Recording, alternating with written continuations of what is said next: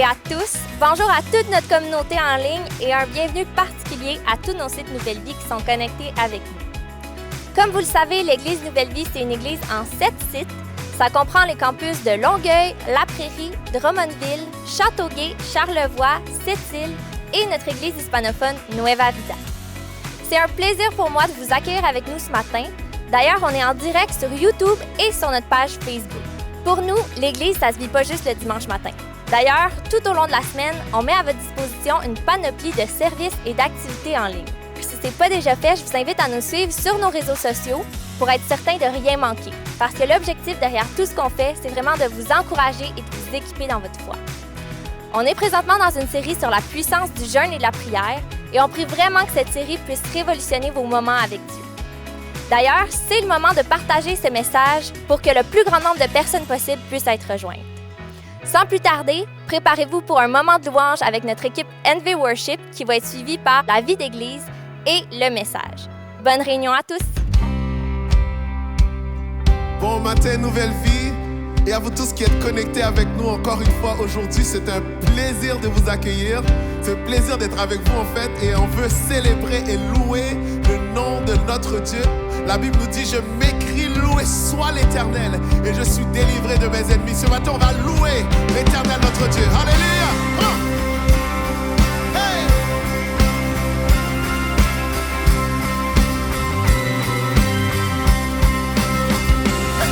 Je m'écris Alléluia en présence de mes ennemis. Yeah. Je m'écris Alléluia quand le doute m'envahit. Oh. Je m'écris Alléluia. Oh. Mon âme est une mélodie. Oh. Je m'écris Alléluia. Du ciel tu combats pour ma vie. On y va, je chanterai au milieu de la tempête avec puissance. Je veux déclarer ma louange de la poussière, l'espoir est, la mort est vaincue, le roi est vivant. Est-ce qu'on peut louer le nom de l'Éternel? On va s'écrire Alléluia encore une fois. Je m'écris Alléluia. Hey! Tout mon être loue ton nom. Amen. Je m'écris Alléluia. Hey! Et les ténèbres s'enfuiront. Yeah, yeah. Je m'écris Alléluia. Au milieu de l'incompréhension, yeah. Je m'écris Alléluia. Hey! Et de la peur nous triomphons. Chantons notre fierté ce matin. Je chanterai au milieu de la tempête avec puissance. Hey! Je veux déclarer ma louange de la poussière, l'espoir renaît, la mort est vaincue, le roi est vivant.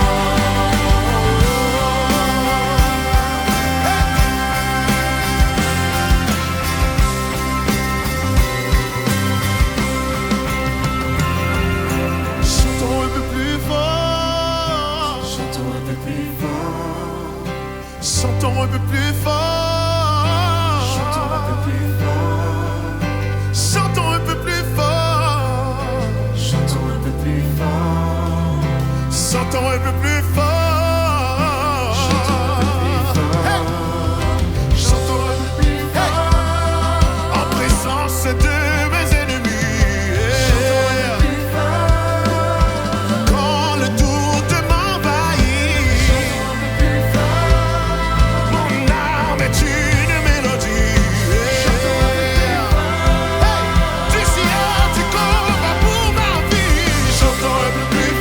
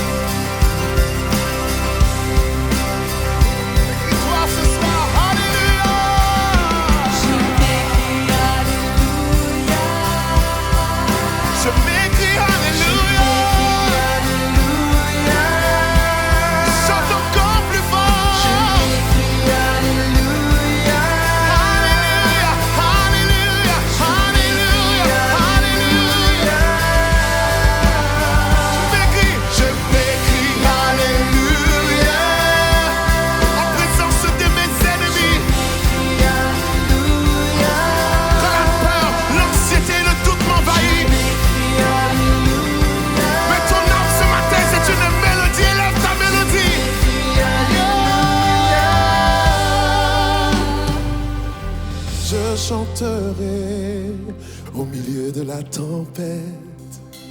Avec puissance, je veux déclarer ma louange. De la poussière, l'espoir renaît. La mort est vaincue, le roi est vivant.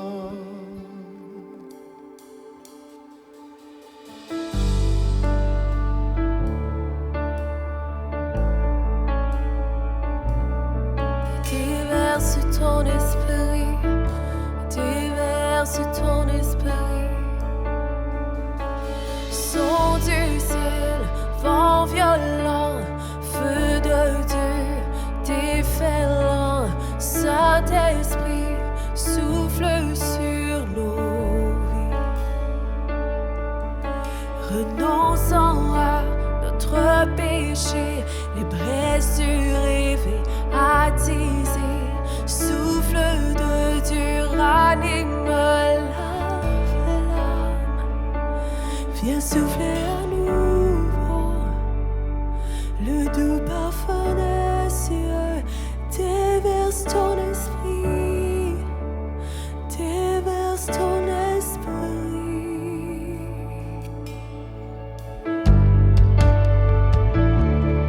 Souffle dans ce lieu, déverse ton esprit, Jésus.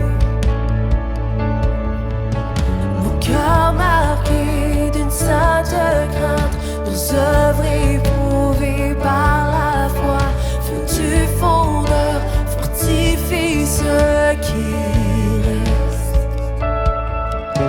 Donne-nous l'église, celle de la terre, rayonnant ta lumière pour ton retour et ton règne, nous prions. Viens souffler à nouveau le doux parfum des cieux. Déverse ton esprit, déverse ton esprit. Ton onction sur nos vies, ta puissante présence. Déverse ton esprit, déverse ton esprit, déverse ton esprit, déverse ton esprit, déverse ton esprit, déverse ton esprit, déverse ton esprit sur nos vies, sur cette église, sur cette nation. Déverse.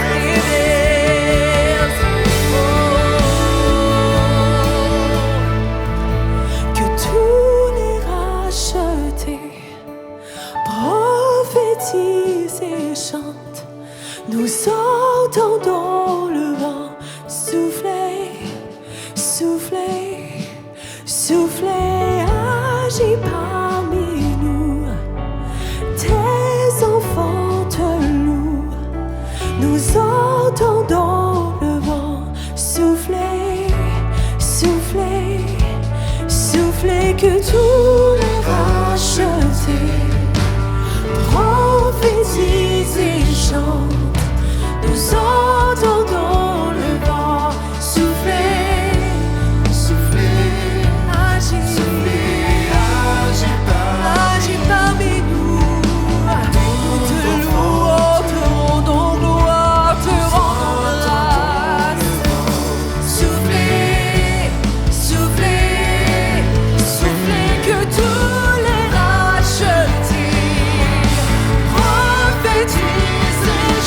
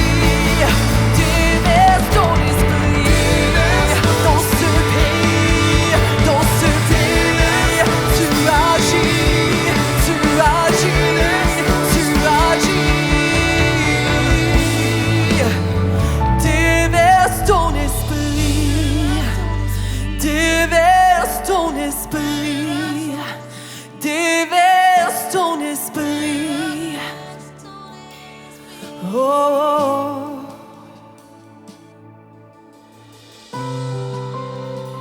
Saint-Esprit, déverse ton esprit sur nos vies. Seigneur, alors que nous t'élevons, nous te glorifions, Seigneur. Que nos vies à jamais t'élèvent, Jésus. Seigneur, remplis-nous de ton esprit, remplis-nous de ta joie, de ta paix. Merci pour ta grâce infinie, Seigneur. Aujourd'hui, on le déclare et on le chante encore, que tu es grand, Seigneur.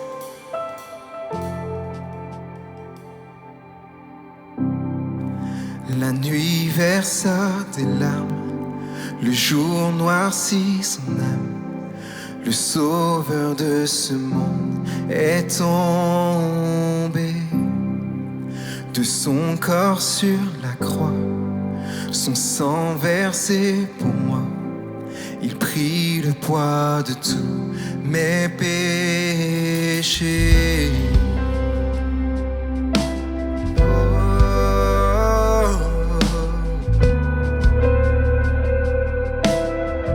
Ensemble on déclare: son souffle l'a quitté. Son souffle l'a quitté. Le ciel s'est détourné, le Fils de Dieu livré aux ténèbres.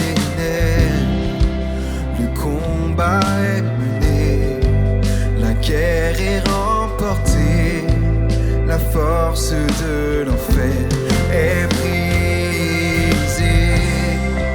D'un tremblement de terre, déplacée fut la pierre, son âme on a pu être terrassé. Mort, où est ta victoire? Elle n'a plus de pouvoir. Notre roi triomphé. À jamais il est glorifié. À jamais il est élevé. À jamais ressuscité. Il est vivant. Il est vivant. D'un tremblement, hey! D'un tremblement de terre, déplacé fut la pierre. Son âme on a pu être terrassé. Mort, où est ta victoire?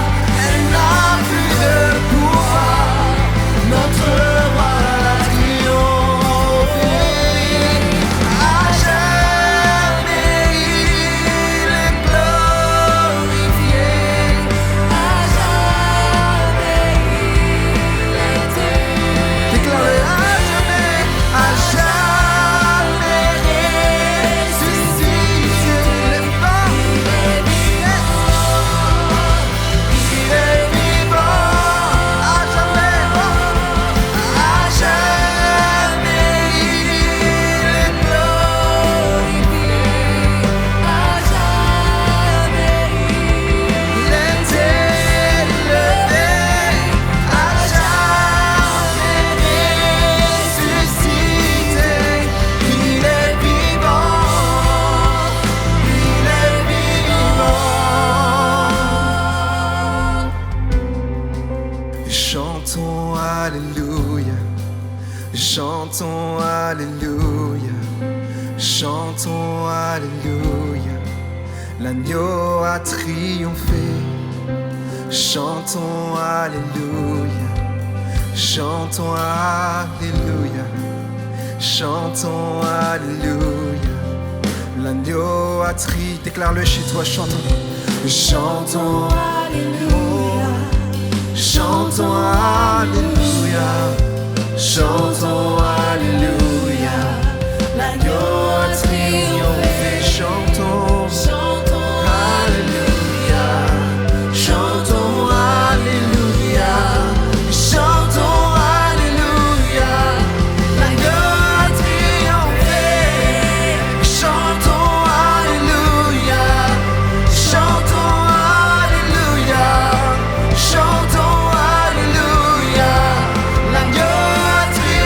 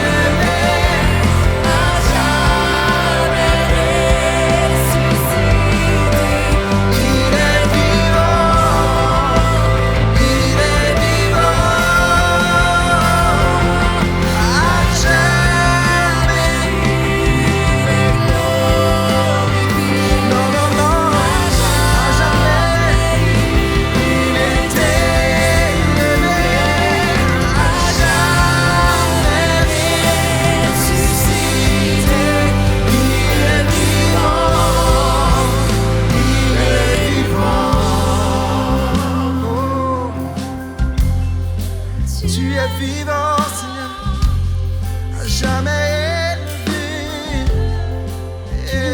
Tu es vivant, Seigneur. C'est magnifique de prendre la Sainte Seine en chantant à jamais. À jamais, il va régner. À jamais, il est en contrôle de toutes choses. À jamais, il est fidèle. Dieu ne peut pas plus cesser d'être en contrôle qu'il ne peut cesser d'être Dieu. Il n'arrête jamais d'être Dieu et il n'arrête jamais d'être en parfait contrôle de toutes choses. À jamais, nous pouvons nous reposer dans sa fidélité. Et alors qu'on prend le repas du Seigneur, nous devons le prendre dans la louange et dans l'adoration. C'est significatif pour moi que lorsque Jésus a pris le dernier repas dans l'Évangile de Matthieu, chapitre 26, nous lisons au verset 30 à 32 qu'après avoir chanté les cantiques, ils se rendirent à la montagne des Oliviers. Alors Jésus leur dit, « Je serai pour vous tous cette nuit une occasion de chute, car il est écrit, je frapperai le berger et les brebis du troupeau seront dispersées, mais après que je serai ressuscité, je vous précéderai en Galilée. » Alors la communion s'est prise dans un contexte où il y avait louange et adoration, mais un contexte aussi où il y a stress, où il y a tension, où il y a attaque, ils ont été frappés. Le berger va être frappé, mais il rappelle sa résurrection. Il y a cette dynamique de louange et d'adoration qui est reliée à la communion. Et ça, c'est extrêmement important. Vous savez, on va avoir un moment on a la louange avant la communion, on va avoir encore un moment d'adoration tout de suite après. Mais c'est important que vous puissiez aligner vos cœurs dans l'adoration pendant qu'on prend le pain et le vin comme Jésus l'a fait. Quelle scène de Jésus qui chante, qui adore le Seigneur avec ses disciples, qui chantent les cantiques alors qu'il est Seigneur. La Bible nous dit qu'ils ont chanté les cantiques, le mot qui est là, c'est les psaumes. Alors ils ont chanté des psaumes comme le psaume 8 que j'aimerais vous lire aujourd'hui, parce que la louange, c'est tellement plus que de la musique, c'est tellement plus que des paroles chantées, c'est tellement plus que du talent, c'est même tellement plus que des émotions. On vit des émotions dans la louange, dans l'adoration. C'est même plus que ma communion avec Dieu. En fait, c'est une arme puissante dans le combat spirituel. Et les psaumes nous le rappellent tout le temps. Comme Jésus qui chante avec ses disciples les cantiques dans le contexte de la Sainte Seine, alors qu'il y a un combat qui peut faire rage, comme dans ta vie et dans la mienne. Au psaume 8, Éternel, que ton nom est élevé, et par la bouche de tes enfants, tu établis des fondements pour te glorifier. Tu élèves des murailles contre un refuge, comme un refuge, pour ton peuple, pour imposer le silence à nos ennemis et aux vengeurs du sang. Wow! Il dira même, je louerai l'Éternel de tout mon cœur, psaume 9, 1 à 4. Je raconterai toutes ses merveilles, je chanterai son nom, et mes ennemis reculent, ils chancellent, ils périssent devant ta face, car tu combats pour moi. Tu soutiens ma cause et mes ennemis seront renversés. En fait, lorsque nous louons, que nous l'adorons, lorsque ses enfants vont le louer et l'adorer alors qu'on va prendre le repas du Seigneur, il y a toutes sortes de choses qui prennent place dans l'invisible. Dieu élève des murailles pour nous protéger des mensonges. Il fait taire l'ennemi. Il fait taire les mensonges. Et vous l'avez vécu. Des attaques, je suis bombardé dans mes pensées, mais lorsque je loue, j'adore, je déclare qui Dieu est, je m'approche de lui, il s'approche de moi, il vient mettre une muraille autour de moi. Il vient me protéger des mensonges de l'ennemi et même du vengeur du sang. Dans l'Ancien Testament, c'était des sociétés qui étaient d'une violence inouïe, vengeresse, œil pour œil, dent pour dent. Et il y avait cette notion que des familles pouvaient donner une mission à un de leurs fils, qu'il y a quelqu'un qui a fait du mal à notre famille, et on t'envoie comme vengeur du sang. Tu vas le pourchasser, tu n'as pas le droit de revenir jusqu'à ce que tu ne l'aies pas abattu. Et Dieu, dans sa miséricorde, avait créé des villes refuges partout dans la nation pour que ceux qui étaient poursuivis par leur culpabilité passée puissent trouver refuge. Eh bien, dans la louange, dans l'adoration, le psaume 8 nous dit qu'alors que nous adorons Dieu, nous louons Dieu, nos fautes passées, nos culpabilités passées, cette notion de ça, tout ce que j'ai fait dans le passé va me rattraper, que je ne peux pas m'en sauver, que ça va venir me chercher. on peut en être libéré. On peut le relâcher. Et quand je loue et j'adore Dieu, il y a des fondements pour sa gloire. Il y a des murs. C'est la louange qui devient un refuge. C'est la louange, l'adoration qui devient notre refuge. Alors aujourd'hui et à chaque fois que vous allez prendre la communion dans la louange et l'adoration, sachez qu'on ne le fait pas de manière machinale ou de manière automatique ou de manière religieuse ou rituelle. On le fait comme un acte de louange, d'adoration, de communion, mais aussi, c'est un combat spirituel où Dieu va rétablir sa vérité, faire taire le menteur. C'est dans cet esprit que nous allons prendre la communion. Ils ont chanté les cantiques alors qu'ils ont pris le pain et le vin. Nous chantons les cantiques encore aujourd'hui alors que nous allons prendre la communion dans la louange et l'adoration. Matthieu chapitre 26 et le verset 26. Pendant qu'ils mangeaient, Jésus prit du pain et après avoir rendu grâce, il le rompit et le donna aux disciples en disant, « Prenez, mangez, ceci est mon corps. » Mangeons ensemble.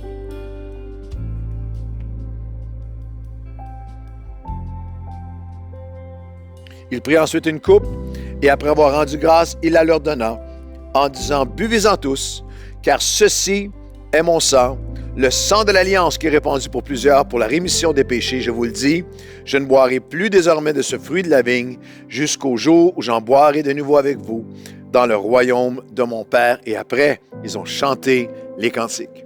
Alors Seigneur, nous allons chanter les cantiques, nous allons chanter les psaumes, nous allons t'adorer, te louer et prendre cette coupe dans la louange et dans l'adoration. Et alors que nous prenons le pain et le vin, et que nous t'élevons, nous t'adorons, nous déclarons ta grandeur et ta fidélité, je te demande pour chacun d'entre nous que dans la louange et l'adoration et le rappel par le pain et le vin de ton alliance, de ta fidélité envers nous, de tes plans parfaits et éternels, de ton pardon, Seigneur, qui nous libère de toute culpabilité passée lorsque nous confessons nos fautes à toi. Aujourd'hui, viens élever des remparts, que dans la louange, nous trouvions un refuge, que chacun puisse voir les voix du menteur se taire, les mensonges cesser, être réduits au silence dans le refuge de ta présence. C'est dans la louange et dans l'adoration que nous prenons le pain et le vin jusqu'à ce que nous le prenions. Chaque coupe nous rapproche du jour où nous la prendrons avec toi dans ton royaume, dans le nom de Jésus.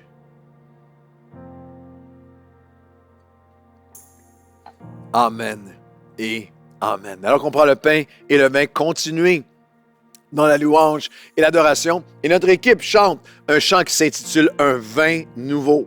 Dieu a toujours un vin nouveau. Ça n'est jamais rituel, jamais routinier, jamais machinal. Venez, adorons le Seigneur ensemble. Il veut déverser un vin nouveau, une bénédiction nouvelle, une fraîcheur nouvelle, une grâce nouvelle, une vérité nouvelle dans ton cœur.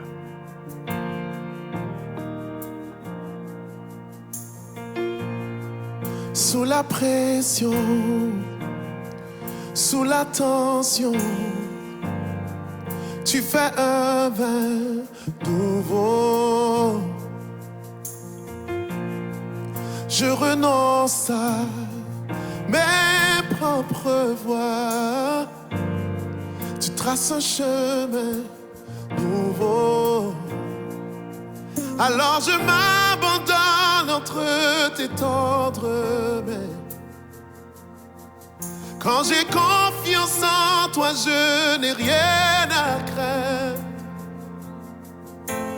Fais de moi un vase, fais de moi une offrande, fais de moi ce que tu veux que je sois.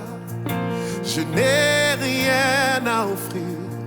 Jésus, tu m'as tout donné. Fais déborder ma vie d'un vin nouveau. Chantons ensemble. Sous la pression, sous la tension, tu fais un vin nouveau. Je renonce à mes propres voies. Tu traces un chemin nouveau. Tu traces un chemin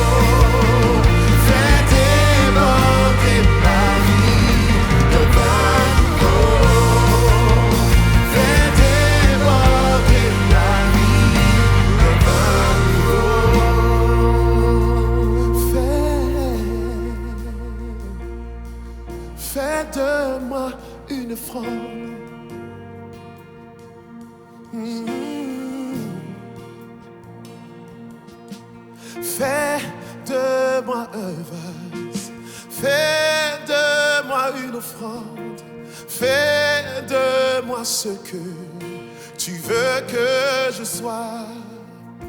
Je n'ai rien à offrir, Jésus, tu m'as tout donné.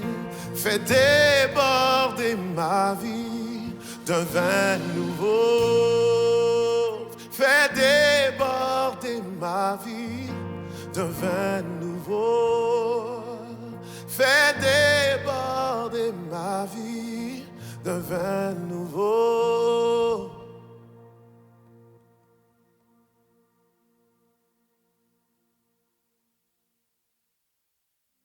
Merci à l'équipe de Louange pour ce temps d'adoration. On veut vous souhaiter la bienvenue à Nouvelle Vie chez vous. On est content de vous accueillir, que ce soit notre communauté en ligne, que ce soit tous nos sites qui sont connectés avec nous aujourd'hui. Vous êtes précieux pour nous. On vous aime, on prie pour vous.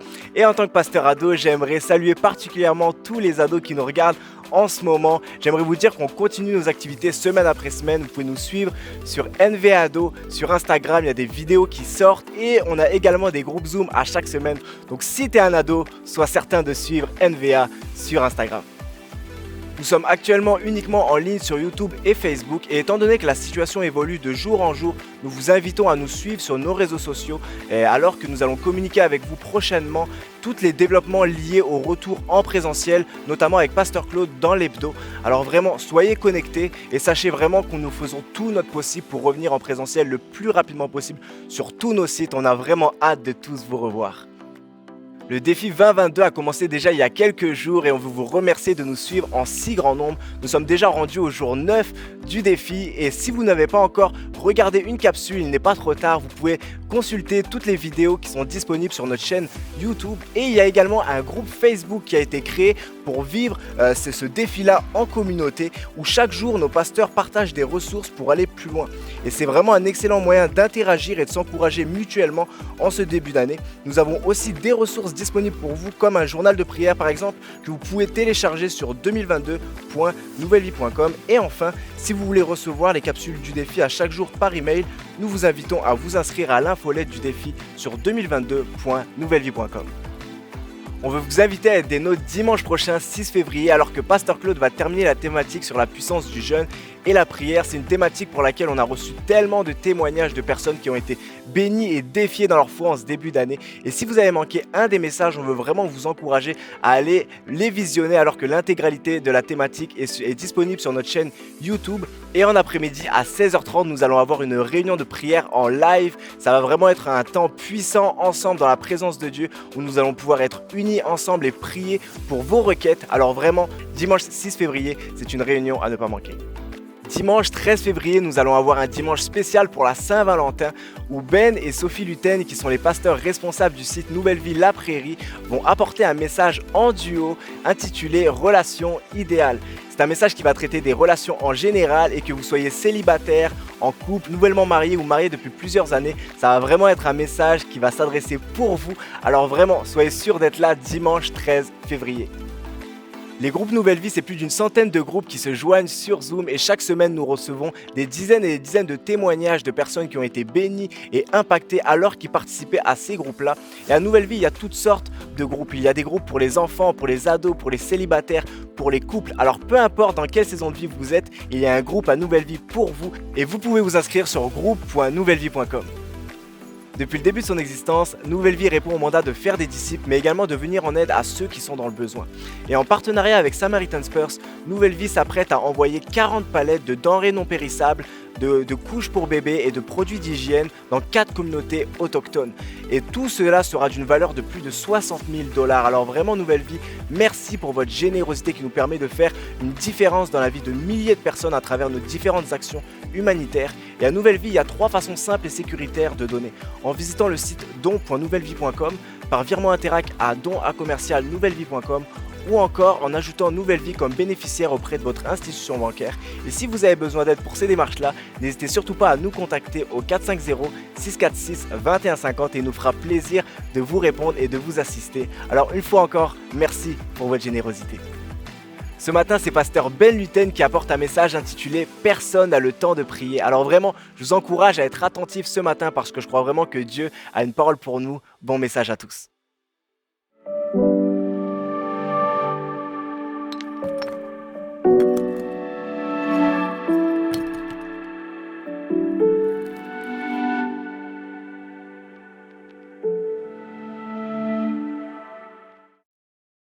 Bonjour à tous et bienvenue. C'est encore pour moi un privilège d'apporter ce message dans la série « La puissance du jeûne et de la prière ». Je ne sais pas si vous avez remarqué, mais on dirait que la vie défile de plus en plus vite. Le temps passe à une vitesse incroyable. J'ai encore l'impression d'être le 31 décembre 2019 et de faire le décompte. 3, 2, 1 et là de dire « Bonne année 2022 ». On dirait que qu'est-ce qui s'est passé entre ce temps-là? On dirait qu'on nous a volé des années de notre vie incroyable. Le temps passe à une vitesse incroyable. C'est paradoxal parce que le monde est comme un peu en stand-by, mais tout va plus vite. La société n'a jamais eu autant de rebondissements, plus de rebondissements que jamais. À la maison, il y a plus peut-être de choses à gérer. Il y a peut-être des enfants qui sont nés durant ces 2 dernières années aussi. Au travail, il y a plus de problèmes à résoudre. Et dans tout ça, et puis le travail des fois est rendu à la maison et l'école aussi à la maison et on repart et on revient. Et tout fonctionne de plus en plus vite. On dirait que le monde va plus vite, le temps passe plus vite. Et tout ça fait qu'à la fin de la journée, tout le monde est plus fatigué, on revient à la maison et puis on met un peu plus de Netflix, passe plus de temps sur les réseaux sociaux. Et le temps défile à une manière incroyable. Et en ce début d'année, à l'Église Nouvelle Vie, on propose une série sur la prière. Et on pourrait arriver à la conclusion défaitiste en ce moment. Le temps passe tellement vite que personne n'a le temps de prier. Et c'est le titre de mon message. On pourrait se dire, la vie va tellement vite, j'ai tellement de projets à faire, je ne vois tellement pas le temps passer qu'il n'y a personne qui a le temps de prier. Mais j'aimerais vous dire aujourd'hui, et c'est pour ça que je suis là aujourd'hui, c'est que ceux qui vivent l'extraordinaire présence de Dieu, ceux qui voient des percées miraculeuses dans leur vie, ceux qui reçoivent des révélations pour leur vie, ceux qui sont témoins de restauration dans des situations, eux n'ont pas plus le temps de prier que les autres. C'est juste qu'ils prennent plus le temps de prier que les autres. Et aujourd'hui, c'est vraiment mon désir que nous puissions ensemble revenir à un temps de prière incroyable, qu'en 2022, on prie plus que jamais. Et comme Pasteur Claude l'a dit la semaine dernière, on a plus besoin que jamais de prier en ce moment. Dans vos vies, pour notre Église, pour notre situation ici dans le monde, parce qu'en ce moment, nous avons plus besoin d'une Église qui prie que jamais. Et on va regarder aujourd'hui un homme qui se trouve dans l'Ancien Testament, dans le livre de Daniel. C'est justement, on va regarder au personnage de Daniel. Daniel qui est un modèle incroyable dans une vie de prière, dans des temps difficiles, avec des responsabilités par-dessus la tête, mais lui qui avait une vie de prière incroyable. Et elle va nous modeler aujourd'hui. Daniel nous montre que peu importe les situations difficiles qu'il va vivre, peu importe les responsabilités qui pèsent sur lui, Daniel aura toujours du temps à mettre devant Dieu parce que ça va être sa priorité et c'est ce qui va faire de lui quelqu'un qui va nous parler aujourd'hui par son livre. Souvent, quand on parle de Daniel, on voit l'histoire de Daniel dans la fosse aux lions, où on voit aussi la vision apocalyptique de Daniel. Mais j'aimerais aujourd'hui regarder à ce qui a précédé tout ça. Oui, Daniel, dans la fosse aux lions, Dieu l'a sauvé miraculeusement. Mais qu'est-ce qui s'est produit avant pour que justement Dieu le sauve miraculeusement de la fosse aux lions? On va regarder ce qui s'est produit juste avant. Je vous donne un peu de contexte. Pour ceux qui ne connaissent pas le livre de Daniel se trouve dans l'Ancien Testament. Daniel a vécu à peu près 600 ans avant Jésus-Christ. Sans doute dans la période du peuple d'Israël la plus sombre, l'exil. C'est-à-dire qu'il y a un roi qui est venu de Babylone, plus de 3000 kilomètres à l'ouest. Il est venu de Babylone pour décimer complètement. Il y avait une guerre. Il a complètement dispersé le peuple d'Israël et a pris une partie de la population et l'a ramené captive, donc esclave, jusqu'à Babylone. Et ça, c'est l'exil qui a pris place en 597 avant Jésus-Christ. Daniel a donc été déporté loin de son pays, loin de son peuple, loin des siens, dans une culture complètement à l'opposé des valeurs de Dieu. Il arrive à peu près adolescent à 15-16 ans à Babylone avec ses compagnons Ananias, Azaria et Misaël, connus aussi comme sous les noms de Shadrach, Meshach, Abed-Nego, ceux qui sont passés dans la fournaise ardente et qui ont en été délivrés miraculeusement. Et Daniel est connu parce que c'est un homme incroyable. Il se tient proche de Dieu. Daniel est intègre dans tout ce qu'il fait. Dieu lui donne une faveur et il est réussi. Et même s'il était captif, loin de tout, comme un esclave, Dieu lui donne une faveur et il est vu, lui et son compagnon, par le roi, par les autorités là-bas, 10 fois supérieur aux autres. Il y a vraiment une faveur sur Daniel. Daniel se tient dans la présence de Dieu tous les jours. Et alors qu'il est haut placé à la cour du roi, on regarde le chapitre 6 dans un instant, je vous donne le contexte. Au chapitre 6, Daniel est un haut placé à la cour du roi. Et même s'il est dans une culture qui est complètement à l'opposé de ses valeurs, Daniel reste toujours intègre et pur. Et tout ce qu'il fait lui réussit. Mais certains autour de lui, des gens qui ne l'aiment pas, qui sont jaloux de lui, comme quoi la jalousie à la job, c'est pas quelque chose de récent. Ils veulent faire comme, ils veulent le faire périr, ils veulent lui prendre sa place. Et dans ce temps-là, ils n'étaient pas tendres. Donc ils vont essayer de faire quelque chose, de trouver un piège pour piéger Daniel, pour qu'ensuite eux puissent prendre sa place.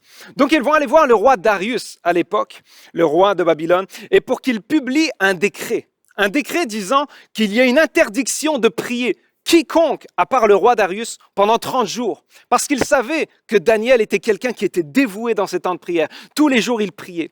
Alors, voici comment ces gens-là, qui voulaient avoir la tête de Daniel, littéralement, vont aller voir le roi Darius, vont lui dire, fais une loi, comme ça, personne n'aura le droit de prier quelqu'un d'autre que toi. Sinon, il y a une peine de mort pour celui qui va outrepasser cette loi. Et on va regarder justement, voici Daniel 6, voici la demande qui a été faite au roi et la réponse de Daniel. Daniel 6, 8 à 10, on le lit ensemble. Tous les responsables du royaume, les intendants, les administrateurs, les conseillers et les gouverneurs sont d'avis que le roi proclame un édit comportant une interdiction sévère. Toute personne qui, dans l'espace de 30 jours, adressera des prières à un autre Dieu ou homme que toi, roi, sera jetée dans la fosse aux lions. Là-dessus, le roi Darius écrivit le décret d'interdiction.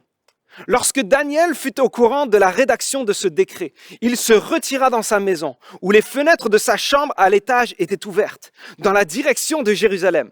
3 fois par jour, il se mettait à genoux, priait et exprimait sa reconnaissance à son Dieu, tout comme il le faisait avant. C'est incroyable parce que de cet épisode-là, les hommes vont le prendre en flagrant délit de prière, ils vont aller l'amener au roi et là, la sentence va être faite que Daniel doit passer dans la fosse aux lions. Mais Dieu va littéralement le sortir de là miraculeusement et ça va être quelque chose d'incroyable. Mais regardons plus en détail ce verset-là, le verset 11. Parce que ce passage nous montre que pour faire périr Daniel, il y a des gens qui vont s'en prendre à son intimité avec Dieu. Et mon premier point aujourd'hui, ce que Daniel a fait, c'est que Daniel va protéger son temps de prière. Alors qu'il y a une menace sur son intimité avec Dieu, alors qu'il y a même une menace de mort, Daniel, la première chose qu'il va faire, c'est protéger son temps de prière. Le réflexe qu'il a, alors qu'il y a une menace bien explicite, alors qu'il y a une situation difficile qui est là, Daniel se retire dans sa maison. Son réflexe, c'est qu'il se retire dans sa maison, il va dans sa chambre à l'étage et prie 3 fois par jour pour être seul avec Dieu. Il peut perdre sa vie s'il continue de prier, mais Daniel sait que c'est en continuant de prier qu'il va sauver sa vie. En ce moment, toi, qui veut voler ton temps de prière? Il y a des choses qui se passent en ce moment autour de nous que peut-être dans ta propre vie, il y a plein de choses qui se passent que tu dis, j'ai l'impression de ne plus avoir le temps de prier. J'ai l'impression qu'avec la famille, avec la job, il y a tellement de choses qui volent mon temps.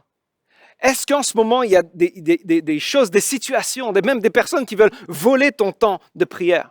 J'aime la citation de John Piper qui me fait rire, mais qui dit « La plus grande utilité de Facebook et de Twitter sera de prouver au jour du jugement que ce n'est pas faute de temps que les gens ne prient pas assez. » Peut-être quelqu'un se repent aujourd'hui. Mais il y avait vraiment un côté où Daniel, il y a une situation difficile qui vient, tout de suite son réflexe, c'est qu'il va prier. Même si l'interdiction, c'est de prier, lui, il se dit « Non, il faut que je prie. » Peut-être quelqu'un dira, mais pourquoi il est allé, il se retirer dans sa chambre et aller se retirer dans sa maison, aller dans sa chambre? Pourquoi? Est-ce qu'il voulait se cacher? Pas du tout.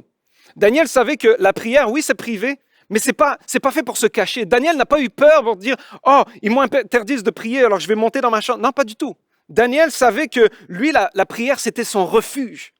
Il est pas là pour se cacher, non. Et il y en a d'autres qui vont peut-être dire, mais les fenêtres ouvertes, alors qu'il devait pas, entre guillemets, se faire trop repérer de prier. Est-ce que c'était une provocation? Est-ce qu'il a ouvert ses fenêtres pour dire, voici, écoutez-moi bien, je vais continuer de prier? Pas du tout non plus. Daniel n'était dit ni là pour se cacher, ni là pour provoquer. Daniel savait que, en fait, il faut que je prie comme d'habitude. Il n'y avait pas de provocation. Daniel savait, comme dans Ésaïe 30:15, c'est marqué, c'est dans le calme et la confiance que sera votre force. Il y a un côté où Daniel savait que même si tout autour de moi est compliqué, il faut que je vienne trouver mon refuge dans la présence de Dieu. La prière pour Daniel était salutaire. Et elle l'est pour vous et moi. La clé dans tout ça, c'est la phrase qui termine ce verset. Daniel a été prié tout comme il le faisait avant. Il avait l'habitude de prier. Ce qui fait que ces bonnes habitudes d'avant sont devenues, au fil du temps, ses réflexes. Et sa manière de penser, c'est que pour lui, il y avait une situation qui était difficile, eh bien, je vais prendre du temps dans la présence de Dieu. Quand tout tremble autour de lui, sa vie de prière reste solide. Est-ce que c'est ton cas en ce moment? Est-ce que quand tout le monde autour de nous, est-ce que dans toutes les situations que tu vis en ce moment, quand tout tremble autour de toi, est-ce que ta vie de prière reste solide? Ou est-ce que c'est la première chose qui prend le bord? Est-ce que c'est la première chose que tu dis, hey, j'ai tellement de choses à faire que je ne peux pas prier? Il y a un grand théologien qui disait, c'est parce que j'ai tellement de choses à faire que je commence par prier. Est-ce qu'en ce moment, tu mettras ta vie de prière au centre de tout en disant, il faut que je me discipline, je veux que mes habitudes soient des habitudes saines parce que ce sont ces habitudes-là qui déterminent comment je vais surfer sur les vagues de la vie. Daniel n'a pas attendu la crise pour se mettre à prier. Il le faisait depuis des années, on ne sait pas depuis combien de temps, mais c'était un homme pieux, intègre, il aimait Dieu, il savait que son refuge était dans la présence de Dieu. Il n'est jamais trop tard. Peut-être quelqu'un dira, oui, mais c'est ça, moi, je viens juste de commencer, là, j'essaie de prier, c'est difficile. C'est certain que depuis 20 ans, si quelqu'un le fait, c'est certain qu'il a les bonnes habitudes. Non, il n'est jamais trop tard pour commencer. Il y a un proverbe chinois que j'aime beaucoup qui dit, le meilleur moment pour planter un arbre, c'était il y a 20 ans. Mais le deuxième meilleur moment pour planter un arbre, c'est maintenant. En fait, il n'est jamais trop tard. Même si tu te dis, oh, j'ai perdu tout ce temps, ou alors je m'étais donné comme résolution au défi 2021 de prendre la prière, et puis là, je l'ai comme abandonné au milieu. Reprends tes bonnes habitudes. Il n'est jamais trop tard. Et Dieu est le Dieu qui fait toutes choses nouvelles. Alors aujourd'hui, viens dans sa présence, viens en disant, Seigneur, aide-moi à être discipliné, aide-moi à mettre du temps, parce que même si j'ai l'impression que j'ai pas de temps pour prier, je veux mettre du temps de prière parce que c'est trop important pour moi. Alors qu'on a fait un sondage au début de cette série, on a un peu sondé vos habitudes de prière. Et il y a une statistique qui est revenue qui était intéressante, c'est que près de 64% des répondants considèrent le manque de discipline comme la principale raison qui les freine de prier plus. Donc, il y en a qui disent, j'aurais plein de sujets, mais c'est juste que j'arrive pas à être discipliné, j'arrive pas à mettre ça dans mon horaire. Je veux prier aujourd'hui pour que le Saint-Esprit puisse vous convaincre de mettre du temps dans votre journée. Le matin, peut-être vous levez plus tôt. Il y a un temps que tu dois aller t'emparer parce que Dieu a des choses à te donner, à te révéler que tu ne peux que recevoir quand tu pries.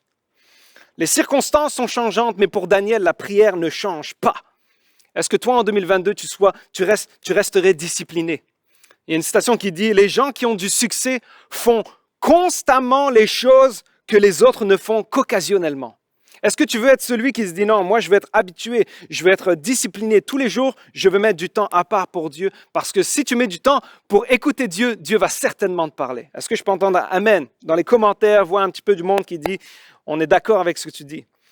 Il y a un point intéressant dans ce verset 11, c'est que Daniel prie en direction de Jérusalem, dans la direction de Jérusalem. Qu'est-ce que ça veut dire pour nous? Quand on étudie, c'est que Daniel fait référence directement à des prophéties qui ont été faites avant lui. Dans l'Ancien Testament, dans 1 Roi 8, 48-49, c'est Salomon, alors qu'il a fait la construction du temple, là où la présence de Dieu va résider sur terre, alors qu'il y a une dédicace du temple, Salomon fait une prière, et dans sa prière, il prophétise que même, parfois, il y a le peuple qui va être en exil, et voici ce qu'il dit. 1 Roi 8, 48-49. « S'ils reviennent à toi de tout leur cœur et de toute leur âme, dans le pays de leurs ennemis qui les ont emmenés captifs, s'ils t'adressent des prières, les regards tournés vers leur pays que tu as donné à leur père, vers la ville que tu as choisie et vers la maison que j'ai bâtie à ton nom. Exauce des cieux, du lieu de ta demeure, leurs prières et leurs supplications. » Daniel, en fait, était en train de passer son temps en prière fondée sur les Écritures. Est-ce qu'en ce moment, toi, tu peux dire, oui, dans mes temps de dévotion, dans mes temps de prière, je lis, je prie, je demande à Dieu, je remercie, je mets du temps de louange. Est-ce qu'en ce moment, tes prières sont directement reliées à la parole de Dieu? Parce que c'est ça le fondement de tout. Et au plus tu vas lire, au plus Dieu va te montrer des choses, que tu vas prier et que Dieu va te révéler. Il y a comme un côté de duo de la prière avec la parole. Daniel, même s'il était loin de tout, il était à 3000 km de chez lui, il n'y avait plus de temple là où il pouvait aller. Il y a quelque chose que Daniel, dans sa prière, se réfère à la parole. Et pour moi, les fenêtres ouvertes, et il priait direction de Jérusalem, c'est comme si il se disait, moi je suis loin, je ne peux plus aller au temple avec ma famille, mes amis, avec toute ma communauté spirituelle. Il n'y a plus ce côté où on est en foule ensemble et puis on célèbre Dieu. Mais j'ai hâte d'y retourner. Et les mains tendues peut-être à genoux, il disait, j'aspire juste à y retourner. J'espère que c'est ta prière aussi. Alors qu'on est encore en ce moment tous confinés les uns les autres, chacun chez soi. J'espère que dans tes temps de prière, tu dis, Seigneur, je prie pour l'Église et j'ai hâte d'y retourner. J'ai hâte que quand les portes vont réouvrir, on va y aller avec la famille, les amis, avec les gens qu'on ne connaît pas, mais qui se seront ajoutés parce que Dieu ajoute à son Église ceux qui sont sauvés en ce moment. Et il y a quelque chose de fort. Je crois qu'il y a une bénédiction incroyable quand les gens se rassemblent dans le lieu. Daniel était là face à Jérusalem en disant, je me souviens quand j'y allais. Je me souviens et j'espère y aller. Nous, on a hâte de vous recevoir ici à l'église. On a hâte de revoir le peuple, de chanter ensemble, de célébrer ensemble, de prendre la communion ensemble. Il y a quelque chose de fort à être ensemble. Le texte nous dit, même s'il avait beaucoup de responsabilités, Daniel, alors qu'il était un haut placé à la cour du roi, il aurait pu dire, non, j'ai pas le temps de prier. Non, pas du tout. Daniel priait 3 fois par jour, comme pour couvrir l'ensemble de sa journée. J'imagine s'il priait le matin, il couvrait toute la matinée. S'il priait le midi, il couvrait toute l'après-midi. S'il priait le soir, il couvrait toute la nuit. Pourquoi? En y réfléchissant, je me suis dit, peut-être que Daniel, alors que lui était habitué à prier, dans les moments de crise, là où il y a une menace de mort directement sur lui, il s'est dit, il faut que je me tienne dans la prière comme jamais. Parce qu'il y avait peut-être des pensées de découragement, il y avait peut-être des pensées justement de menaces de mort qui disaient, qu'est-ce qui va se passer? Est-ce que je ferai juste arrêter de prier pendant 30 jours et puis je reprendrai? Il a dû y avoir du doute, même si Daniel était un homme intègre et qui avait la faveur de Dieu, il était comme vous et moi. Des fois, ça me rassure de voir des gens incroyables, mais qui avaient une foi en Dieu. Mais ils devaient vivre du découragement, comme vous et moi. Alors que 3 fois par jour, il allait dans la prière, c'était un refuge contre le découragement peut-être. Et en tout cas, pour nous, la prière est un refuge contre le découragement, contre les pensées qui viennent nous assaillir. Et nous en vivons tous. J'ai été surpris, même si ce n'était pas comme incroyable pour moi, mais j'ai été surpris de voir que même les plus grands motivateurs, ceux qui nous font rire, ceux qui encouragent tout le monde, qui sont des influenceurs incroyables, vivent du découragement. J'ai regardé Will Smith. Will Smith, c'est une des célébrités que je suis depuis que je suis quasiment tout petit avec le Prince de Bel-Air, The Fresh Prince. Il y a comme quelque chose où il est une figure de rire, de fun, et puis il est quand même un artiste accompli entre producteur, acteur, chanteur dans le cinéma, les séries. Tout ce qu'il fait lui réussit quasiment. Mais alors que je regardais un peu ces émissions où il se remettait en forme physique, The Best Shape of My Life, c'est ça le titre sur YouTube. Et alors que je regardais ces émissions, à un moment donné, c'est incroyable, il y a des millions qui sont mis là-dessus, c'est une production incroyable. Il part à Dubaï avec des athlètes pour se remettre en forme et le but, c'est qu'ils perdent du poids. Et alors qu'il est là-bas, il monte les marches du building le plus haut du monde à Dubaï, c'est vraiment quelque chose d'incroyable. Et puis, tout est mis pour que, wow, c'est vraiment inspirant. Et puis à un moment donné, au milieu, il doit chaque jour perdre du poids. Justement, c'est ça le but de son émission. Mais à un moment donné, ça ne fonctionne pas. Au lieu de perdre du poids, il en gagne. Et au bout de 2-3 jours, il en rigole, mais à un moment donné, il voit que, qu'est-ce qui se passe? Et là, on voit dans l'émission, qui est comme un peu une télé-réalité, il y a comme quelque chose où on voit que le découragement le prend et il est près du bord de quitter. Il dit, j'arrête, ça fonctionne pas, ça marche pas. Et le Will Smith qu'on connaît toujours en train de sourire, en train d'encourager, en train de faire des blagues, là, on le voit comme complètement découragé. Et alors que je voyais ça, je me disais, wow, même à lui, ça lui arrive. C'était pas, OK, Ben, réveille un petit peu. Non, mais pour moi, c'était comme, wow, je l'ai jamais vu comme ça. Et puis là, l'envers du décor. Et il dit à un moment donné, hein, il écrit, il était en train de travailler sur une autobiographie, et puis il y avait tellement de choses qui jouaient, pas seulement sa forme physique, mais aussi émotionnellement. Et il commence à se livrer, et puis il dit, tout ce que j'ai mis en place dans ce monde, tout le côté acteur, producteur et tout ça, il dit, en fait, le personnage, il a été conçu pour me protéger, pour me cacher du monde, pour cacher le lâche. Je suis comme, wow, Will Smith qui dit ça. C'est quand même... Et plus tard après, on apprend même qu'il dit, j'ai même à un moment donné même songé au suicide. Je suis comme, wow, comment c'est possible qu'un multimillionnaire, quelqu'un adoré par des millions de personnes partout dans le monde, un artiste complet dans tout ce qu'il fait, il a déjà eu des pensées de découragement et même des pensées noires jusqu'à s'enlever la vie. Et alors qu'aujourd'hui même, 30 janvier, au Québec, on est dans la semaine qui commence de prévention pour les gens qui auraient des pensées suicidaires. Alors que j'étais en train de penser à ça, je me disais, j'étais même en train d'écouter le dernier titre de Stromae, un artiste incroyable, un artiste francophone reconnu internationalement, 5 fois disque de platine. Son concert enregistré à Montréal il y a quelques années a fait 26 millions de vues sur YouTube, c'est incroyable. Il est reconnu partout, il nous fait danser. Mais voici sa dernière chanson, L'Enfer. Voici les paroles qu'il dit. Tout ce à quoi j'ai déjà pensé, dire que plein d'autres y ont déjà pensé.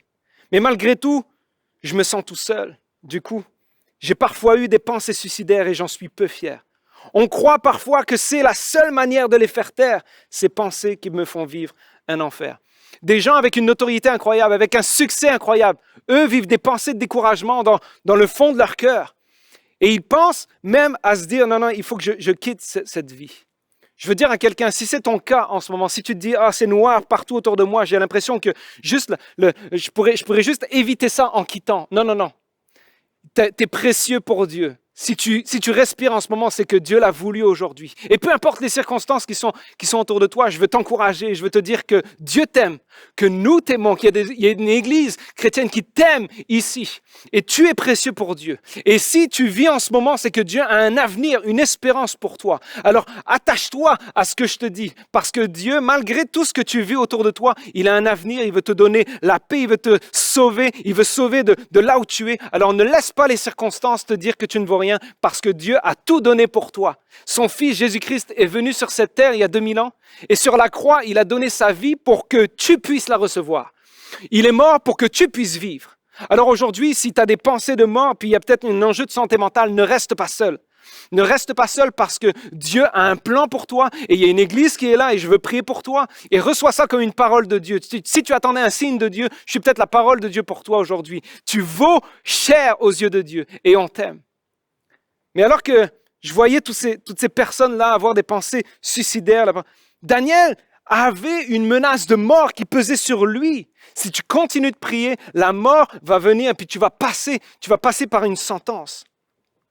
Mais au-delà de tout ça, malgré tout ça, malgré ce qui pesait sur lui, il priait 3 fois par jour. Il allait dans la louange, dans l'adoration même. Le texte nous dit qu'il était à genoux, comme un symbole. Je veux être humble devant Dieu.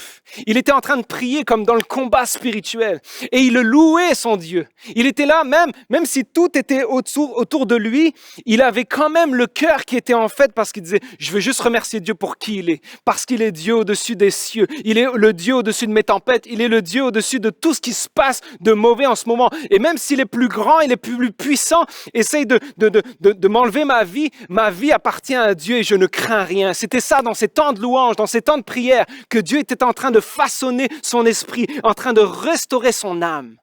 Tu as peut-être besoin en ce moment, toi, de te mettre à genoux et de dire, Seigneur, je veux reconnaître que tu es bien au-dessus de tout et au-dessus de mes pensées. Mais je veux rendre mes pensées captives au nom de Jésus-Christ et que tout ce que je vis soit selon ta volonté, Seigneur. Quand toutes les voix autour de lui, l'oppression, accusation, Daniel, lui, il allait chercher la consolation, la direction et la restauration en Dieu. Et Daniel va protéger son temps de prière, on l'a vu. Il va être seul avec Dieu, mais Daniel a Dieu aussi, et c'est mon deuxième point. Daniel va aussi devoir partager son temps de prière. Et on va regarder, on était dans le chapitre 6 de Daniel, on va revenir au chapitre 2. Daniel arrive et je vous donne un peu le contexte de cet épisode-là. le roi de l'époque de Babylone reçoit une vision, et une vision qu'il ne comprend vraiment pas. Alors là, il demande à tous ces mages, les astrologues, les devins, les gens qui étaient autour de lui, « Ok, je vais vous appeler, vous allez devoir me donner l'interprétation de cette vision. » Ok, alors les centaines de sages, de mages, d'astrologues, dont Daniel aussi faisait partie, il avait été déporté et mis dans cette batch-là. Il a dit, « Ok, toi tu as l'air de comprendre ce qui se passe, ok, on te met là-dedans. » Daniel était là, et alors que tous les mages disent non, c'est impossible, on ne peut pas te donner, parce que le roi ne voulait pas seulement l'interprétation, il voulait aussi révélez-moi le rêve et révélez-moi l'interprétation de ce rêve. Et là, plus personne n'y arrive, tout le monde essaye, les mages essayent de contourner. Alors le roi, par une fureur incroyable, il dit ok, si c'est cela, si vous n'êtes pas capable, je veux tous vous voir morts. C'était des despotes à l'époque. Alors là, il y a une sentence de mort. Daniel entend ça et puis lui, il dit ok, moi, je sais qu'il y a un Dieu dans les cieux qui révèle les secrets. Alors, je vais aller voir le roi. Et puis là, on voit que Daniel va voir le roi et il lui demande du temps. Il dit, donne-moi du temps pour que je te donne la vision et l'interprétation. Et voici, là, on arrive. Daniel 2, 17, 18. Voici ce que... Ensuite, Daniel alla dans sa maison, juste après avoir parlé et demandé du temps. Et il instruisit de cette affaire Anania, Misaël et Azaria, ses compagnons, les engageant à implorer la miséricorde du Dieu des cieux afin qu'on ne fît pas périr Daniel et ses compagnons avec le reste des sages de Babylone. C'est incroyable parce que Daniel, là encore, il y a une situation incroyable, une situation critique, il y a une menace de mort qui est mise sur lui. Et qu'est-ce que lui va faire? Tout de suite, il va aller voir ses amis et il va les engager à implorer la miséricorde de Dieu. Il avait des amis avec qui il pouvait prier, avec qui il leur demandait, s'il te plaît, viens avec moi en prière, soutiens-moi en prière. Là, en ce moment, il y a un enjeu incroyable, il y a une difficulté, s'il te plaît, prie avec moi. Il les a engagés, comme aujourd'hui, nous, on vous défie à prier. On est encore en ce moment dans le défi 2022, et puis si tu ne l'as pas commencé, il n'est jamais trop tard. Tu peux commencer le jour 1 en ce moment pour 22 jours, mais on t'engage, on te défie à prier, parce que celui qui prie va implorer la miséricorde de Dieu, et Dieu va venir et changer les situations, changer nos cœurs, changer les situations autour de nous, parce que Dieu, la prière du juste a une grande efficacité. Alors mets-toi dans une disposition de prière, parce que Dieu veut se révéler à toi. As-tu du monde que tu peux appeler à 3 heures du matin en disant « Là, en ce moment, je vis vraiment une crise. Peux-tu prier pour moi? » As-tu 2-3 personnes que tu peux appeler? Je ne te demande pas 20-30 personnes. Non. As-tu 2-3 personnes que tu peux appeler? Peut-être des gens autour de toi qui sont matures spirituellement, qui peuvent te comprendre sans te juger parfois. Et dans le sondage qu'on a fait avant cette série, on a demandé sur les habitudes de prière et justement, est-ce que vous priez en groupe? Et le sondage révèle, près de la moitié des répondants disent ne pas avoir de moments pour prier et partager avec d'autres chrétiens ou ont des moments, des fois, de façon irrégulière. Je me disais, c'est une personne sur 2 qui a répondu au sondage qui n'a personne de manière régulière chaque semaine ou peut-être plusieurs fois dans le mois à dire « Hey, j'aimerais qu'on prie pour ça, j'aimerais qu'on célèbre pour ça, j'aimerais vous confesser cela, j'aimerais qu'on questionne ça, j'ai lu ça, je me pose des questions. » Il y a une personne sur 2 en ce moment qui n'a pas de groupe. Est-ce qu'en ce moment, c'est pour ça qu'à Nouvelle Vie, on a toujours cru et on croit toujours aujourd'hui encore plus que jamais au groupe Nouvelle Vie. Il y a plus de 140 groupes en ce moment qui se réunissent, des gens en ce moment, oui c'est virtuel, mais c'est une manière incroyable de se connecter ensemble, de parler, de s'encourager, de s'exhorter, de prier les uns pour les autres. Parfois c'est moi qui ai besoin de prière, parfois c'est toi qui as besoin de ma prière. Mais on a besoin d'amis qui prient pour nous et avec nous. Quand tu vis une crise dans ton mariage, tu n'as pas besoin de quelqu'un, un ami à ta job, peut-être qui disent « Hey, de toute façon, une de perdue, 10 de retrouvée. » Non, tu n'as pas besoin de ce genre d'amis qui te conseillent. Tu as besoin des frères et des sœurs qui disent « Hey, on connaît la puissance du miracle et on va prier pour toi. » On s'engage à prier et même à jeûner pour toi. Et dans cette situation difficile que tu vis, les promesses de Dieu sont réelles. Et le mariage est tellement sacré pour Dieu qu'on va prier pour qu'il y ait une restauration de ce mariage. Tu as besoin des frères et des sœurs comme ça. On a tous besoin des gens autour de nous. Alors que Daniel était là, Daniel pouvait partager son besoin avec ses amis.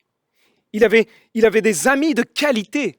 Je vous rappelle que Shadrach, Meshach, Abednego sont ceux qui sont passés dans la fournaise ardente. Ils sont rentrés 3 et ils sont sortis 4 parce que Dieu était avec eux. Ils étaient proches de Dieu eux aussi. C'était des amis qui étaient intègres devant Dieu, matures spirituellement. Et eux, ils disaient... Dieu va nous délivrer de cette fournaise. Et même si Dieu ne le fait pas, on sera quand même soumis à lui et on changera jamais notre cœur parce que Dieu est celui qui nous donne tout ce qu'on a et notre vie est consacrée à lui. Tu as besoin des hommes et des femmes à côté de toi qui peuvent te soutenir comme ça, des amis de qualité. On voit que Daniel a été intentionnel. Il n'a pas attendu que les amis voient qu'il vivait une situation difficile en disant « Oh, Daniel, veux-tu qu'on prie pour toi? » Non, Daniel a entendu quelque chose. Il a dit « OK, on a besoin d'une révélation dans la prière. Je vais aller vers mes amis en disant « Guys, il faut qu'on prie parce qu'en ce moment, c'est dangereux pour moi. Il faut qu'on prie et il faut que Dieu se révèle dans cette situation. » Daniel a été intentionnel dans sa vie de prière pour partager sa vie de prière.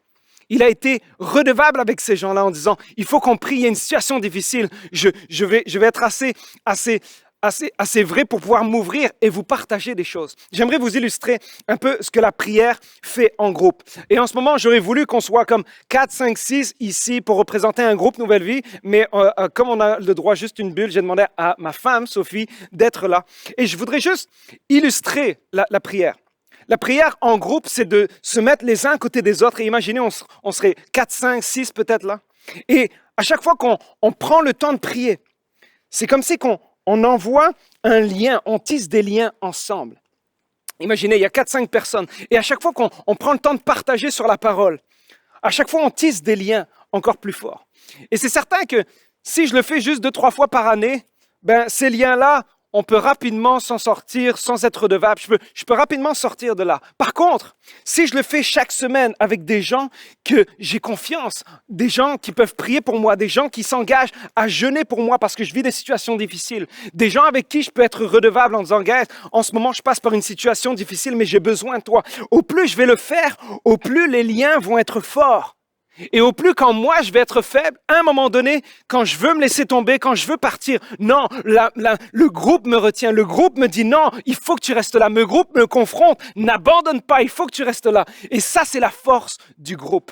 Pour les besoins de l'illustration, je vais juste m'enlever des liens, mais en fait, le but, c'est de ne pas s'enlever des liens, si vous l'avez compris. Merci, chérie. Illustration, c'est du live. Mais c'est ça le point, c'est qu'on a tous besoin de gens autour de nous avec qui on peut tisser des liens, avec qui on peut marcher. Au début, oui, peut-être tu vas dire, mais je connais personne, je viens d'arriver dans cette église, je connais personne. C'est peut-être des inconnus, mais ces inconnus ne resteront pas des étrangers longtemps. Ça va devenir des gens avec qui tu pourras te confier, des frères et sœurs. On a ici à Nouvelle Vie des centaines de groupes, des gens qui sont devenus des amis, des gens qui ont traversé des périodes incroyables de maladie, de décès, de deuil. Ils sont restés ensemble, ils ont été ensemble dans la présence de Dieu en disant, Seigneur, on t'implore, viens donner une révélation, viens étendre ta main sur cette situation. On voit des miracles à chaque semaine. Je pourrais vous demander de Pasteur Jacques et Hélène Loignon, les responsables des groupes Nouvelle Vie, ils auraient des témoignages à la tonne à vous donner. Est-ce que toi, en ce moment, tu es dans ton lieu de prière tout seul, mais tu aurais besoin des amis? Cette année 2022 et dans les 2 dernières années qui viennent de passer, j'ai l'impression qu'on a comme mis en lumière notre besoin d'être de plus en plus solide, ancré personnellement en Dieu. Parce que quand tout autour de nous tremble, ma vie de prière doit être solide. Par contre, les années qui viennent de passer nous ont montré aussi notre besoin de communauté. Quand on est tous confinés isolés les uns des autres, non, Dieu nous a créés pour qu'on soit ensemble, pour qu'on marche ensemble, pour qu'on se relève ensemble. Comme Ecclésiaste 4, 9, 10 dit, 2 valent mieux qu'un. Si l'un d'eux tombe, l'autre le relève. Il y a quelque chose t'as pas été créé par Dieu pour être seul. Et même si en ce moment je comprends, c'est un peu compliqué, il faut passer un petit peu plus de barrières pour être intentionnel. Dieu va ouvrir un chemin pour que tu puisses partager ton temps de prière. Parce que tu as besoin des prières des autres et les autres ont besoin de tes prières. Il y a une faveur réellement quand toi tu vas seul devant Dieu et chaque jour, et je t'encourage plusieurs fois par jour à dire Seigneur, donne-moi d'être passionné dans mes temps de louange, de prière, de lecture. Chaque jour, je veux être comme Daniel, à aller dedans. Et je pense qu'il y a une révélation que Dieu donne quand on est tout seul. Par contre, je crois qu'il y a une révélation que Dieu donne seulement quand on est ensemble. Et c'est pour ça qu'on a hâte de vous revoir dans ce lieu. C'est pour ça qu'on a hâte de célébrer, de chanter ensemble, parce que Dieu bénit quand il y a une assemblée, quand les gens viennent et se déplacent, montent à la montagne et se disent « Non, moi je veux aller voir Dieu parce qu'il y a quelque chose qui est là. » Alors tu as besoin de t'ancrer spirituellement et dans ton temps de prière seul, mais tu as besoin des autres aussi. Parce que si Jésus, au jardin de Gethsémani, a emmené ses disciples pour prier avec lui et pour lui, je pense que toi et moi, on a besoin des gens qui prient avec nous et pour nous dans des situations. Et alors que je termine ce message, alors qu'on entame aujourd'hui la dernière semaine du défi 2022, est-ce que je pourrais te défier, t'engager avec nous? Viens avec nous, prie avec nous, prie pour nous. En ce moment, je vous encourage de prier, je vous défie et je vous demande, priez pour nous, priez pour l'Église, priez pour Nouvelle Vie, priez pour l'Église chrétienne au Québec, priez pour l'Église chrétienne francophone, parce que nous avons besoin de vos prières, nous avons besoin de prier pour vous et vous avez besoin de prier pour nous. Nous avons besoin d'être ensemble. Alors qu'on entame cette dernière semaine de prière, est-ce que tu vas prier chaque jour? Est-ce que tu vas dire, je vais mettre du temps à part, je vais protéger mon temps de prière? Il y a plein de choses qui veulent voler mon temps de prière, mais je vais le protéger. Et aujourd'hui, cette année, en ce début d'année, est-ce que je peux te défier à te connecter avec d'autres? À dire, je vais être intentionnel et je vais demander à quelqu'un, est-ce qu'on pourrait commencer un groupe? Est-ce que je pourrais joindre ton groupe? Est-ce qu'il y a un groupe pour moi? La réponse est oui. Ça va de NV Junior, Ado, à tous les groupes Nouvelle Vie. Il y a une centaine de groupes. Il y a un groupe pour toi. Et aujourd'hui, je pense que ça n'a jamais été aussi facile de se connecter à un groupe que maintenant. Alors fais-le parce que Dieu a des révélations pour toi. Et dans cette année, nous voulons voir Dieu se manifester dans notre Église, à travers toi, pour toi, révéler ton appel. Dieu a un plan pour toi. Alors j'aimerais vraiment prier pour vous aujourd'hui et j'aimerais peut-être tendre la main à quelqu'un qui regarde ce message et qui dit « Je n'ai pas encore, moi, cette connexion et cette intimité avec Dieu. » Dieu t'aime. Dieu t'a toujours aimé. Avant même que tu sois né, Dieu avait des plans pour toi. Et si tu écoutes cette vidéo aujourd'hui, en ce moment, ce n'est pas un hasard. Dieu a un mot pour toi et il veut te sauver. Car Dieu a tant aimé le monde qu'il a donné son Fils unique afin que tu sois sauvé et que tu ne périsses pas en enfer. Alors que Dieu puisse toucher ton cœur en ce moment. Dieu veut te sauver et il veut se révéler à toi. Tu as juste à ouvrir ton cœur en disant « Dieu, viens dans ma vie. » Et je comprends aujourd'hui que Jésus-Christ, à la croix, a donné sa vie pour moi, que son sang a coulé pour que je ne puisse plus souffrir éternellement, mais que je puisse recevoir son amour, recevoir son salut et recevoir un espoir pour l'éternité. Alors j'accepte. J'ai encore beaucoup de questions, beaucoup de questionnements, mais je fais ce premier pas vers Dieu. Je mets ma foi, ma confiance en lui et je dis, restaure ma vie. Et si tu ouvres ton cœur à Dieu, si tu lui demandes pardon pour tes péchés maintenant, sincèrement, si tu dis, je ne veux plus marcher pour moi-même, je veux marcher pour toi, Dieu va se révéler à toi et il va faire des miracles incroyables, comme il l'a fait pour moi, comme il l'a fait pour des milliers à Nouvelle Vie ici. Il faut juste que tu ouvres ton cœur et que tu dises, Seigneur, je veux que tu te révèles à moi. Je veux t'accepter comme mon Sauveur et mon Seigneur. Jésus, je te demande pardon pour mes péchés et je veux maintenant être dans ta famille. Et Dieu va te prendre par la main et te guider chaque jour, étape par étape. Seigneur, je prie pour chaque personne qui a entendu ce message aujourd'hui. Je te prie que nous puissions comprendre la puissance du jeûne et de la prière. Alors qu'on regarde ensemble depuis quelques semaines, on se place devant toi, sincèrement. Seigneur, beaucoup jeûnent en ce moment, beaucoup prient, beaucoup vont prendre la décision aujourd'hui de prier plus, de mettre du temps à part pour toi. Je te prie, Seigneur, par ton Saint-Esprit, viens révéler. Viens guérir, viens restaurer, viens faire toutes choses nouvelles. Seigneur, nous avons besoin d'une nouvelle étape avec toi. On veut être renouvelés, Seigneur. Et ceux qui écoutent ce message et qui te connaissent depuis 30 ans, Seigneur, viens renouveler leur intelligence, viens renouveler leur passion pour toi. Seigneur, donne-nous un cœur nouveau, donne-nous un cœur enflammé plus que jamais, pour que nous puissions passer du temps dans ta présence et pour que tu puisses nous montrer qui tu es chaque jour de nos vies, que tu puisses te révéler à nous et également à travers nous. Seigneur, mets des gens autour de nous, mais des gens qui vont nous marcher avec nous dans la prière. Donne, Seigneur, à chaque personne d'être bien entourée de frères et de sœurs qui vont prier avec eux. Seigneur, merci parce que tu pourvois à tous nos besoins et merci parce qu'à chaque fois qu'on vient vers toi, toi tu es là. À chaque fois qu'on s'approche de toi, toi tu t'approches de nous. C'est en ton nom, Jésus, qu'on prie et qu'on te remercie. Et tout le monde dit Amen. On termine avec ce chant et qu'on puisse le chanter d'un cœur passionné. Que Dieu vous bénisse. Quand le vin est nouveau, la puissance est nouvelle. Il y a la liberté et le royaume est là. Je laisse mes anciennes flammes pour que feu nouveau brûle en moi.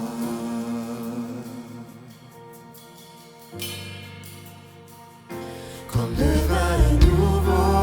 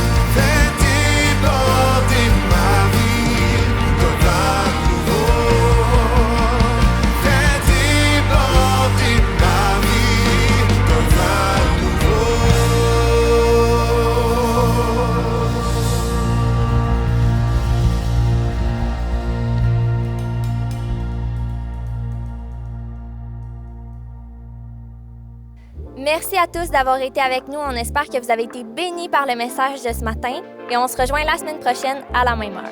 Si vous traversez une période difficile ou que vous aimeriez parler à un pasteur, vous pouvez nous joindre à soutienpastoral@commercialnouvellevie.com. Ça va nous faire plaisir de prier avec vous. On vous encourage aussi à vous joindre à un groupe Nouvelle Vie parce qu'on a plus d'une centaine de groupes qui se réunissent à différents moments à travers la semaine.